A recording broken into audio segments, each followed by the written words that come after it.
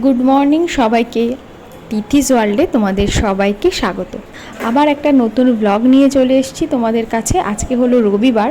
অন্য দিনের মতন তাড়াহুড়ো না করে বেশ একটু রয়ে সই আজকের দিনটা শুরু করলাম। প্রথমেই ছাদে গিয়ে মনটা আজকে খারাপ হয়ে গেল এটা দেখে। ফুলটা সবেমাত্র ফুটছিল, কীভাবে জানি না এরকমভাবে ভেঙে গেছে। হয়তো রাতের দিকে একটু হাওয়া চলছিল, সেই জন্য হয়তো ভেঙে গেছে। তো এনে এটাকে একটু ঠাকুরের পায়ে দিলাম। এরপরেই রান্নাঘরে আসলাম।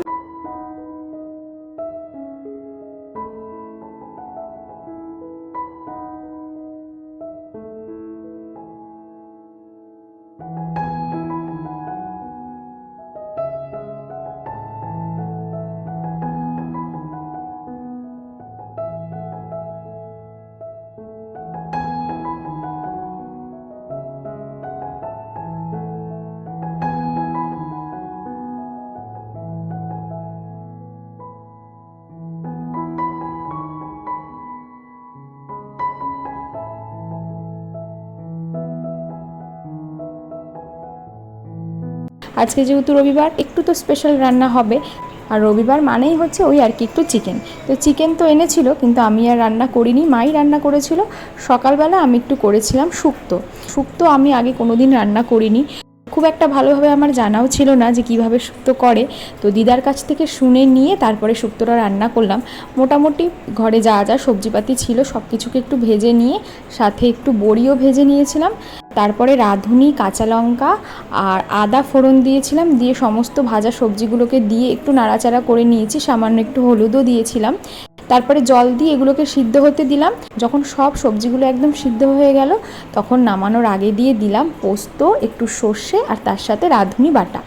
অনেকেই শুক্তোতে দুধ দেয়, দুধ দিলে পরে খুব সুন্দর একটা ফ্লেভার হয়। তো আজকে ভাবলাম একটু দুধ দিয়েই করি, তাই শেষে অল্প করে দিলাম একটু দুধ।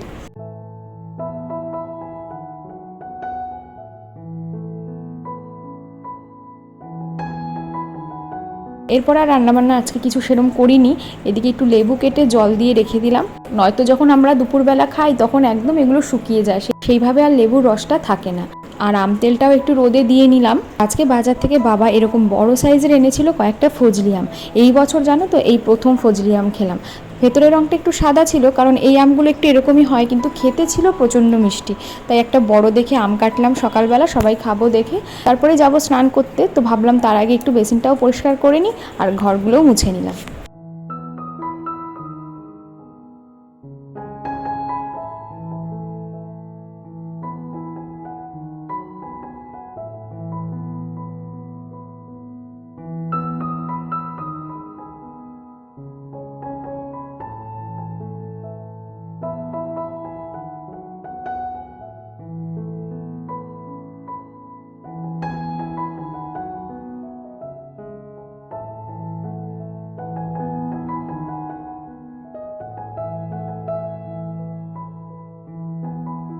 আবার অনেকক্ষণ পর তোমাদের সাথে দেখা হলো। স্নান করে একেবারে রেডি হয়ে নিলাম, কারণ অলরেডি বেজে গেছে ঘড়িতে 12টা। আর 12টাতেই টাইম রয়েছে, বেরোনোর দেরি হয়ে যাচ্ছে। তাও ভাবলাম তোমাদের সাথে একটু কথা বলেই বেরোই, কারণ তোমরা যারা আমার ভিডিও কম বেশি দেখো তারা তো জানো যে আমি নেল এক্সটেনশন করি। তো 6 মাস আগেই আমার বেসিক কোর্সটা কমপ্লিট হয়ে গেছিলো, কিন্তু মাঝে দিয়ে আর এক্সামটা দেওয়া হয়নি। মাঝে দিয়ে ছোটো ছোটো দাদার অনেকগুলো ব্যাচ ছিল, সেই জন্য আর এক্সামটা দেওয়া হয়নি। আজকে হচ্ছে সেই নেল এক্সটেনশনের এক্সাম। দাদা দিদি দুজনেই এই কাজের সাথে যুক্ত, মানে ওরা দুজন হচ্ছে হাজব্যান্ড ওয়াইফ। তোমাদের সাথে যদি সম্ভব হয় আজকে পরিচয় করিয়ে দেবো। দিদি হচ্ছে সমস্ত মেকআপ, বিউটিশিয়ান সব রকম কোর্স করায়, তার সাথে নেল এক্সটেনশনটাও শেখায়।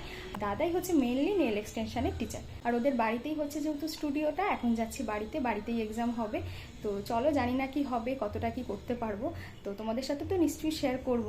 তো এখন চলো বেরোই, পরে আবার তোমাদের সাথে দেখা হচ্ছে। আর মাম্মাকে ভেবেছিলাম স্নান করিয়ে রেখেই যাব, মা পরে ওকে দুপুরে খাইয়ে দেবে, কিন্তু মেয়েটা খেলা করতে করতে ঘুমিয়ে পড়েছে। তাই জন্য মনটা একটু খারাপ লাগছে যে ওকে দূর থেকে দেখেই আমার চলে যেতে হবে। আবার জেগে থাকলে বড় কান্নাকাটি করতো এরকম রেডি হতে দেখলে। তো আমিও তাড়াতাড়ি হয়ে গেলে পরে চলে আসার চেষ্টা করবো। আর মা তো আছেই বাড়িতে, আজকে যেহেতু রবিবার, তো মা ওকে উঠলে খাইয়ে দেবে। তো চলো এখন যাই, আবার পরে আসছি। এই তো বাড়ি থেকে মাত্র 5 মিনিটের রাস্তা, চলে এসেছি দিদির বাড়িতে। আর পুরীতে যখন আমরা গেছিলাম তার পরপরই একটা এক্সাম ছিল, যেহেতু মাম্মা সেই সময় একটু অসুস্থ ছিল, আমি সেই সময় আর এক্সামটা দিতে পারিনি। সেরকমই আমার মতন অনেকেই তখন এক্সাম দিতে পারেনি, আজকে হচ্ছে তাদেরই এক্সাম। তো মোটামুটি সবাই চলে এসেছে, আর সবাই সবার মডেলকে মোটামুটি নিয়েই এসেছিলো, কিন্তু আমার সেরকম চেনা জানা কেউ ছিল না বলে সেই জন্য আমার মডেল হচ্ছে আজকে এই দিদির হাতেই আজকে আমি নেল এক্সটেনশন করব। এখানে সবাইকে আমি ভালোভাবে চিনতাম না, কয়েকজনের সাথে আমি আগেও ক্লাস করেছি, কয়েকজন একদমই নতুন। কিন্তু আর জানোই তো, মেয়েরা এক জায়গায় থাকলে পরে এক কথায় দু কথায় কিন্তু সবার সাথে সবার পরিচয় হয়ে যায়, যেন কতদিন সবাইকে চিনি। আর সেই জন্য গল্প করতে করতে অনেকটা টাইম আমরা কাটিয়েছি। যেরকম সাধারণ নেল এক্সটেনশন 2 হাতে করতে গেলে পরে 2 ঘন্টা মতন টাইম লাগে, তো আজকে আমরা সেই 2 ঘন্টার কাজটা প্রায় 3 থেকে 3.5 ঘন্টা অবধি করেছি। তো সবার আগে আমার হয়ে গিয়েছিল, কারণ আমি খুব সিম্পলের মধ্যে একটা ডিজাইন অ্যাপ্লাই করেছি, সেই জন্য আমার একটু তাড়াতাড়ি হয়ে গিয়েছিল। বাদ বাকি সবার কাজগুলো আমি বসে বসে পরে দেখছিলাম। এরপরে দিদি আসলো এবং সবার হাতের ছবিগুলো তুললো, এবং দিদির যে ফেসবুক পেজটা আমি লিংক দিয়ে দেবো, সেখানে দিদি লাইভও করেছে। এবং আমার প্রোফাইলে গেলে, মানে আমার যে ফেসবুক প্রোফাইলটা রয়েছে তিথি দাস নন্দী, বা ফেসবুক যে পেজটা রয়েছে তিথিস ওয়ার্ল্ড অ্যান্ড ক্রিয়েশনস, সেখানেও কিন্তু আমি লাইভটা শেয়ার করেছি, তোমরা দেখতে পারো। এই হচ্ছে আমার কাজ, আর বাকিদের কাজটাও তোমাদেরকে দেখাবো। প্রত্যেকের কাজ এত সুন্দর হয়েছে যে সবার থেকেই আজকে কম বেশি কিছু না কিছু শিখতে পেরেছি। আর আমরা যেহেতু সারা দুপুর ওখানে ছিলাম, মোটামুটি সবারই খিদে পেয়ে গিয়েছিল, কেউ কেউ তো বাড়ি থেকে টিফিন নিয়ে এসেছিলো, তো আমি তো জানতাম না সেটা, তো আমরা আবার চাউমিন অর্ডার করেছিলাম, তো সেই জন্য চাউমিনটাও চলে এসছে। সমস্তটা হয়ে গেলে পরে একবারে খেয়ে তারপরে বাড়ি ফিরবো। হঠাৎ করেই একদিন মাথায় আসলো যে সবাই তো মেকআপ কোর্স করছে, কেউ কেউ বিউটিশিয়ান কোর্স করছে, আমি বরং নেল এক্সটেনশনটা শিখি। তো রাতারাতি চিন্তাটা মাথায় আসে এবং দিদির সাথে যোগাযোগ করেই আমি ক্লাসে জয়েন করি। আর আমি আমার 100% দেওয়ার চেষ্টা করি, কিন্তু আমি প্রচুর ভুল ত্রুটি তো তার মধ্যে থাকে, কিন্তু ইচ্ছা আছে এই কাজটাকে আরও শেখার, আরও জানার এবং এটা নিয়ে এগিয়ে যাওয়ার। জানি না কতটা কি পারবো, কারণ নিজের ওপর আমি একদমই কনফিডেন্ট নই কোনো বিষয়ে না, কারণ যেই জিনিসটা নিয়ে আমি বেশি ভাবি সেই জিনিসটাই আমার সবার আগে নষ্ট হয়। তো দেখা যাক কি হয়। আজকে তো একটা বড় ধাপ পেরোলো, ভীষণ ভালো লাগছে, অনেক কিছু শিখতে পারলাম আজকে। তো যাই হোক, এই করতে করতে অনেকটা সময় চলে গেল, খুব ভালো কাটলো দিনটা। আর মাম্মার জন্য তো একটু চিন্তা হচ্ছিল, বারবার করেই বাড়িতে ফোন করছিলাম যে ও কী করছে, ঘুমিয়েছে কিনা, খেয়েছে কিনা। আচ্ছা দেখো, এই কাজটা দেখো, হাতে এরকম করো বলো। হ্যাঁ দেখো কাজটা কত সুন্দর, নিট অ্যান্ড ক্লিন। একটু উঁচু কর হাতটা। দেখো একটা ফিঙ্গারে ওর ওড়নার সাথে ম্যাচিং করে করেছে পুরো, মানে ড্রেসের সাথে। আর পুরো ওভারঅল কাজটা তোমরা দেখে বলবে, অবশ্যই কমেন্ট করবে। আর কাজটা করেছে তিথির হাতের কাজ ভীষণ ভালো, ভীষণ সুন্দর কাজ। তো যারা তিথির সাথে কন্ট্যাক্ট করতে চাইছো অবশ্যই তিথির সাথে কন্ট্যাক্ট করো। তিথি ফেসবুকে তিথি দাস নন্দী বলে ফেসবুকে প্রোফাইল আছে, মেসেঞ্জারে মেসেজ করে। কেমন কি শিখলে এখান থেকে? ভীষণ ভালো। আমি তো আমার যেহেতু বাচ্চা ছোট, আমি তো একদম রেগুলার ক্লাস করতে পারিনি, দিদি আর দাদা একদম আলাদা করে আমাকে সময় বের করে দিয়েছে, এটাই আমার কাছে অনেক। আর আমি তাড়াতাড়ি কাজটা ওই জন্যই শিখতে পেরেছি, ভীষণ ভালো লাগছে। Thank you. আর তোমার হাতের কাজ আমি বরাবরই বলি ভীষণ নিট অ্যান্ড ক্লিন, মানে তো আমাদের এখন এক্সাম কমপ্লিট হয়ে গেছে, এখন বাজে প্রায় 5টা। তো যাবো এখন, আমরা একটু গল্প করছি, আবার কবে আসবো জানি না, তবে এখনো সার্টিফিকেটটা দেওয়া বাকি, তাহলেই মোটামুটি কমপ্লিট। আর যাকে তোমাদের সাথে পরিচয় করাবো সে হচ্ছে এই যে ঋতুদির কাছেই আমি শিখেছি, এবং ঋতুদির হাজবেন্ড মানে দাদার কাছে, দুজনেই আমাদের নেল এক্সটেনশনটা করিয়েছে। তো তোমরা যারা মেকআপ করতে চাও বা বিউটিশিয়ান কোর্স করতে চাও, চোখ বন্ধ করে দিদির সাথে কন্ট্যাক্ট করতে পারো। দিদির পেজের নামটা আর নাম্বারটা আমি ডেসক্রিপশনে, এটা দেখে সবাই বুঝবে দিদি পুরোটাই ন্যাচারাল, আর দিদি পুরোটাই এরকম একদম ন্যাচারালি সবসময় ঘুরে বেড়ায়। ভীষণ ভালো। চোখ বন্ধ করে তোমরা দিদির সাথে কন্ট্যাক্ট করতে পারো, আমি ডিটেলস দিয়ে দেবো। আর অবশ্যই ওর সাথেই কন্ট্যাক্ট করো, ও খুব ভালো কাজ করে, ভীষণ নিখুঁত কাজ, একদম নিখুঁত। Thank you. সবটাই দিদির জন্য, অল্প সময়ের মধ্যে যে শিখতে পেরেছি এটাই অনেক।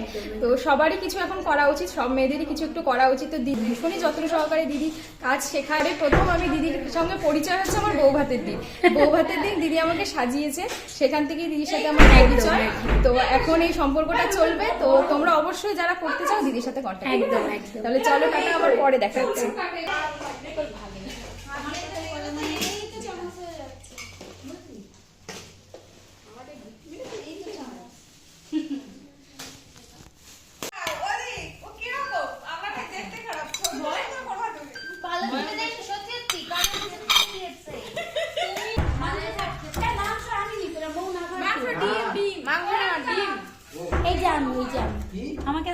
এই যে আমি হচ্ছে এইবারে বাগদি।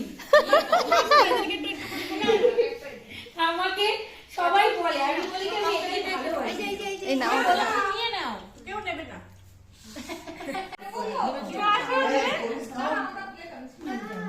এইসব করার পরেই আমরা বললামই যে অর্ডার করেছিলাম, তো সবাই মিলে চাউমিন খেলাম। আর সবাই যা যেটা টিফিন এনেছে সবাই সবার থেকে নিয়ে খাচ্ছিলাম, মানে সেই স্কুলের মতন আর কি। তো খাওয়া দাওয়া করে বাড়ি ফিরলাম, আর বাড়ি ফেরার সময় একটা কাজ করে ফিরেছি। দিদিদের বাড়ির সামনে প্রচুর বগনবেলিয়া গাছ একদম ছড়িয়ে গেছিলো। তো আমি দাদার কাছে আবদার করেছিলাম যে আজকে কিন্তু আমাকে একটা জিনিস দিতে হবে। তখন বলেছিল কি, আমি বললাম আমি কিন্তু বগনবেলিয়া গাছের ডাল নিয়ে যাবো। বললো তোমার যত খুশি তুমি নিয়ে যাও, আমি এমনি এগুলো কেটে পরিষ্কার করতাম। সেই জন্য আমি যাওয়ার সময় এখান থেকে টেনে হিঁচড়ে যা পেরেছি 2-3টে ডাল হাতে করে নিয়ে এসেছি। আর সেটা দেখে আমার কর্তামশাই ভীষণ খুশি হয়ে গেছে, বাড়ি আসার সাথে সাথেই এগুলোকে কলম করে লাগাতে শুরু করে দিয়েছে। জানি না গাছটা বাঁচবে কিনা। বাড়ি আসার পরে সন্ধ্যার দিকটা একটু খিদেও পেয়েছিল, দুপুরের দিকে তো ভাত খাওয়ার একটা অভ্যাস থাকেই, তো ভাতটা খাইনি, অল্প চাউমিনই খেয়েছিলাম। তো একটু মুড়ি, নারকেল আর চিনি দিয়ে খেলাম সন্ধ্যাবেলার টিফিন। এরপরেই বসলাম মাম্মার সেই আমার শৈশব বইটা নিয়ে। কালকেই ওর এই হাতের ছাপ আর পায়ের ছাপ নেওয়ার যে জায়গাটা ছিল সেটা ফিল আপ করলাম। কি আরও কয়েকটা জিনিস ছিল যেগুলো আমার মাথায় ছিল, ভাবলাম সেগুলো কয়েকটা লিখে রাখি, তাহলে কিছুটা এগিয়ে থাকবে। তাই নিয়ে বসলাম। আর তার সাথে আমার টেবিলে সবসময় একটা ছোট ডায়েরি মতন থাকে, যেটার মধ্যে আমার যখন যেটা মনে পড়ে, কিছু আনার থাকলো বা কোনো কাজ করার থাকলো, তো সেইটা আমি লিখে রাখি। কারণ আমি প্রচণ্ড ভুলোমনা, মানে এখন কাজ করতে করতে একটা জিনিস মনে করলাম তো ঘরে আস্তে আস্তে সেটা ভুলে যাই। তো এই জন্য অনেক কাজই আমার হয় না সময় মতন। এরপরে মাম্মার ওই বইটা নিয়ে বসলাম একটু লিখবো বলে, আর মাম্মার নিচে এখন ঘুমোচ্ছে। তো চলো আজকের ভিডিওটা তাহলে এখানেই শেষ করি। কেমন লাগলো ভিডিওটা অবশ্যই কিন্তু জানাবে। ভালো লাগলে একটা লাইক করো, আর যারা যারা আমার চ্যানেলটাকে সাবস্ক্রাইব করোনি তারা প্লিজ আমার চ্যানেলটাকে সাবস্ক্রাইব করে দিও। তাহলে চলো আজকের মতন টাটা, আবার পরের ভিডিওতে দেখা হচ্ছে। সবাই ভালো থেকো, সুস্থ থেকো। Thank you.